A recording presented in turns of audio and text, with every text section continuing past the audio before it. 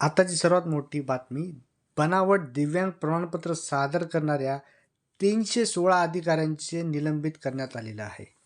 बघा, राज्यातील 28 जिल्हा परिषदेमध्ये 10,922 दिव्यांग अधिकारी असून त्यापैकी 6,218 अधिकाऱ्यांची पडताळणी पूर्ण झालेली आहे. उर्वरित अधिकाऱ्यांची पडताळणी सुरू असल्याची माहिती आहे. बोगस दिव्यांग प्रमाणपत्र सादर करून शासकीय नोकरीत असलेल्या 316 अधिकारी आणि कर्मचाऱ्यांना सरकारने मोठा धक्का दिला आहे. 40% कमी दिव्यांग असलेल्या आणि बोगस प्रमाणपत्र सादर करणाऱ्या 316 जणांना निलंबित करण्यात आलेले आहे, अशी माहिती अतुल सावे यांनी दिलेली आहे. भाजपाचे आमदार श्रीकांत भारतीय यांनी लेखी प्रश्नाच्या माध्यमातून हा प्रश्न उपस्थित केला होता.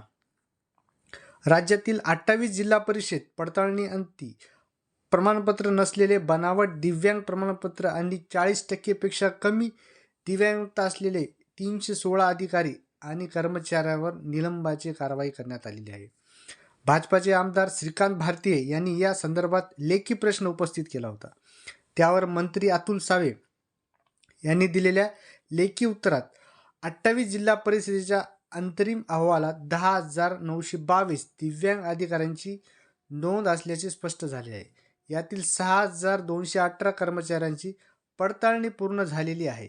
त्यातील 316 अधिकाऱ्यांकडे प्रमाणपत्र नसणे, बनावट दिव्यांग प्रमाणपत्र आणि 40% पेक्षा कमी दिव्यांग आढळल्याने अधिकाऱ्यावर निलंबनाची कारवाई करण्यात आलेली आहे.